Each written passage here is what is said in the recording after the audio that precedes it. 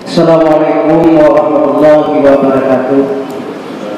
Saya yang menghormati Batu-Batu Gure, yang menghormati pertanyaan beliau. Jadi Pak Masalah Perhubungan ya. Naudel ke Ika, ke Pinah Perhubungan kalau di kampung, kalau di Lumonyan, nanti di Siu Perhubungan. Buat kita Lumonyan, dunia kebetulan. Yang kita hukum dua macam, nah yang berpinah ke Lampung dan yang kedua nah berpinah ke Kecil. Sekian, terima kasih. Pendapat muktamad yang jumhur tarjih hanjit pinah kerubuan sabal lagi pinah Kecil. Tapi na fatwa ulama, na pendapat yang jid pinah dan na ulama fatwa yang jid pinah. Menyontuk untuk yang balong menyontuk ke balik ni pinah. Kedua kaui, yang kedua kaui nampak.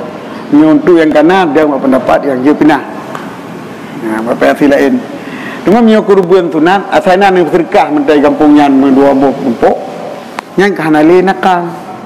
Tapi lain ni balu mau ke dia sama langa ni laki dua buah tumpuk ni juk kurang gatin kampungnya yang pun hana le nakal. Hang le kira pinah dak. Yang menyontuk kerubuan tu kurubun tunat. Jadi kurubun tunat asal nak serkah mentang isinan kata benar serkah hanya kira nakal. Jadi yang haji nakal kadar mutamawil, kadar berharga. Jadi menunjuk kurubun mesti jihad nunjuk ke dia udaya sama langa. Laki dua tumpuk nak rezeki ke urang gasin ni tahu. Yang kahana li nakal. Yang orang mentang kahana li nakal. Cuma menyohana ni kerja laki kena dah berapa bunuh.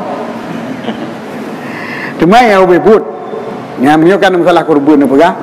Kurubun yang afdal kasih pada tempat nak kita nyoro raya dan di rumah kedua kita nyoro raya di rumah tu.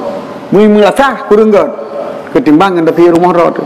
Mami dah sih merasa jejak keluarga kita. Kalian udah ikut. Aku kurubun kita nyoro. Tapi rumah apa ni?